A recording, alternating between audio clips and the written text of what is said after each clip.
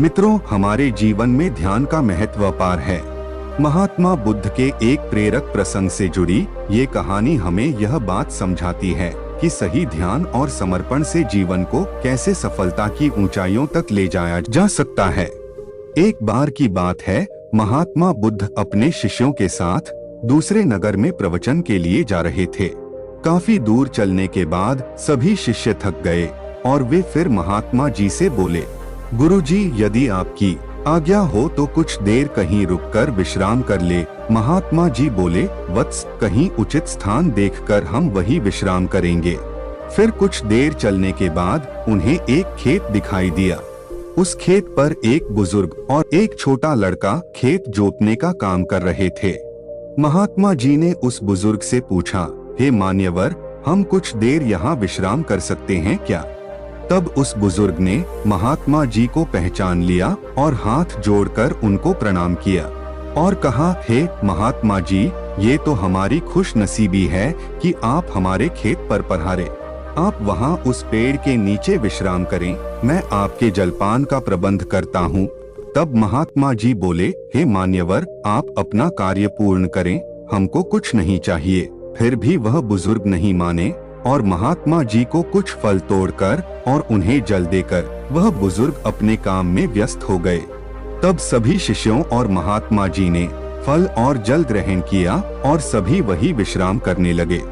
फिर वह बुजुर्ग निरंतर अपना कार्य करते रहे। तभी उस बुजुर्ग के पोता काम करते करते थक गया और मन में सोचने लगा कि अभी तो आधा खेत ही जुता है और आधा खेत अभी बाकी है।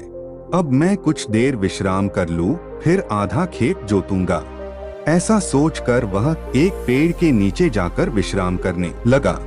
पेड़ की ठंडी ठंडी हवा से उस बुजुर्ग के पोते की आंख लग गई, लेकिन वह बुजुर्ग निरंतर अपने कार्य में लगे रहे। फिर जब उस बुजुर्ग का पोता अपनी नींद से जागा, तब तक उस बुजुर्ग ने सारा खेत जोत लिया। वह नजारा महात्मा जी और उनके शिष्यों ने देखा। तभी महात्मा जी से उनके शिष्य बोले, हे गुरुजी, इन बुजुर्ग की उम्र इतनी अधिक होने के बावजूद भी बिना विश्राम किए ही उन्होंने सारा खेत जोत लिया और दूसरी ओर उनके पोते की उम्र उनसे छोटी होने के बावजूद भी आधा खेत जोतकर विश्राम करने चला गया। ऐसा जोश सराहनीय है। उन बुजुर्ग में ऐसा जोश देखते ही बन रहा है और वही उनका पोता आलस्य में आकर विश्राम करने चला गया। तभी महात्मा जी बोले, हे वत्स, तुम्हारा कहना उचित है, पर ऐसा इसलिए हुआ क्योंकि उस बुजुर्ग का ध्यान केवल खेत जोतने पर था, न कि शरीर की थकावट पर। वही दूसरी ओर उस बालक का ध्यान खेत की जुताई पर न होकर शरीर की थकावट पर था। तो देखा शिष्यों, इस बुजुर्ग से हमें यही शिक्षा मिलती है कि अपना ध्यान हमेशा लक्ष्य पर केंद्रित रखें और अन्य कहीं नहीं। यह कहकर महात्मा जी और उनके शिष्य उस बुजुर्ग का अभिवादन करके अपने मार्ग पर चल दिए। तो दोस्तों, इस कहानी के माध्यम से हमने देखा कि एक सफल जीवन के लिए ध्यान और समर्पण का महत्व क्या है।